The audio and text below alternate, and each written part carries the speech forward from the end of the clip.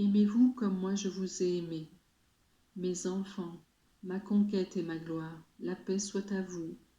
Voici, je suis au milieu de vous.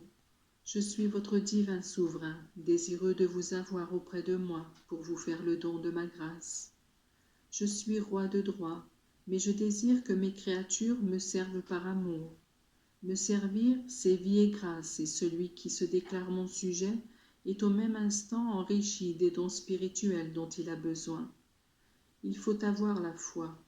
Lorsque les mages, après avoir surmonté de nombreuses difficultés, parvinrent à Bethléem, ils ne s'effarèrent pas de trouver un petit enfant, comme tous les autres, et une mère plus pauvre que les autres. Ils crurent, ils me reconnurent comme roi, et ils m'adorèrent. Il faut avoir la foi dont fit preuve le bon larron, qui, crucifié comme moi, se recommanda à moi pour que je l'accueille en mon royaume. Vous devez m'accueillir comme roi, toujours, même lorsque les choses ne vont pas trop bien et qu'il est difficile d'accepter la croix.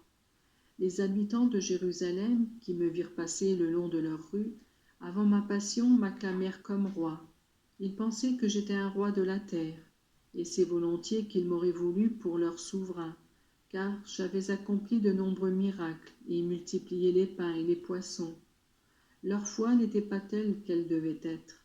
Ils devaient savoir accueillir le Fils de Dieu, qui appelait tout le monde à la conversion et à la sainteté. Quand les événements changèrent, le mode de comportement du peuple changea lui aussi, et ils n'hésitèrent pas à crier le crucifige, crucifie-le. Vous m'avez voulu comme votre roi, et moi je désire l'être.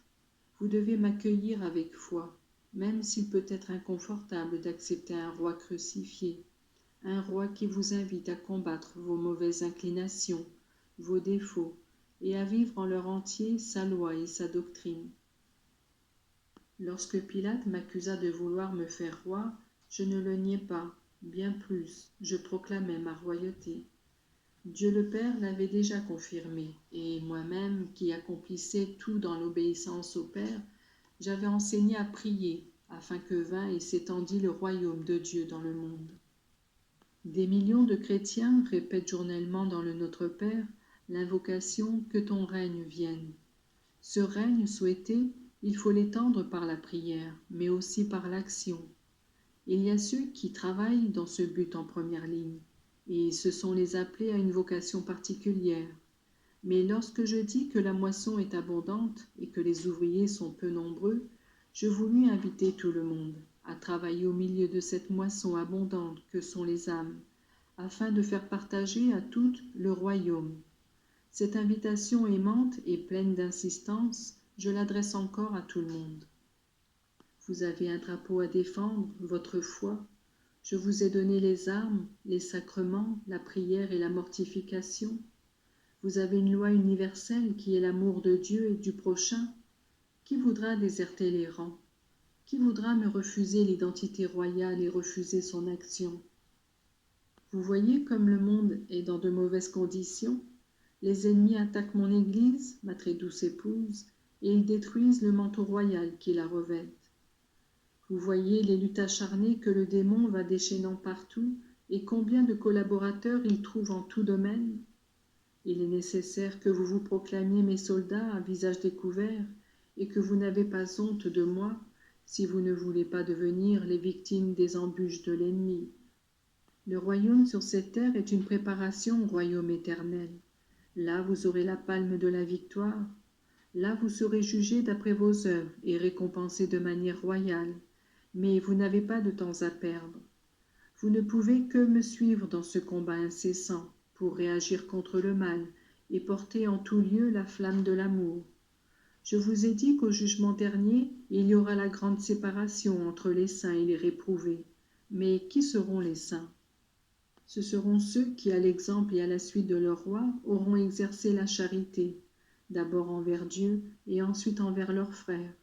Moi, je vous répète mon commandement. Je vous répète l'invitation qui a remué les cœurs des hommes de tous les temps. Aimez-vous comme moi je vous ai aimé. Vous n'avez pas d'autre choix. Ou vous êtes dans l'amour et vous êtes et vous serez avec Dieu, ou vous n'êtes pas dans l'amour et vous serez avec les réprouvés éloignés de votre roi pour toujours. Je n'admets ni distinction, ni privilège. Je désire que l'amour s'étende comme une force de renouvellement sur le monde entier, que les âmes aiment ceux qui occupent un rang élevé, que celui qui a des fonctions de direction aime celui qui lui est subordonné, que celui qui est savant aime les ignorants, et que celui qui ne sait pas s'en remette à celui qui en sait davantage. Que celui qui possède soit généreux, et que celui qui reçoit soit reconnaissant envers celui qui donne. Mes enfants, soyez tous sur le même plan, tous tendus vers un unique but, tous animés d'un même esprit, tous embrasés d'amour, prêts à vous pardonner, à vous comprendre, et à vous donner pour le bien commun, à savoir le salut de l'âme. Quand je viendrai sur les nuées pour juger les vivants et les morts, je voudrais vous voir tous lumineux, grâce à votre fidélité à mes enseignements. Que personne ne s'attriste de ne pas posséder des dons de grâce et de fortune. L'amour qu'en cet instant je vous donne vaut plus que tous les biens de la terre. Recevez-le comme une torche ardente, et qu'elle éclaire vos maisons et vos quartiers. Je suis votre roi, par droit et par conquête. Suivez-moi, vous serez heureux. Je vous bénis, mes enfants, un à un.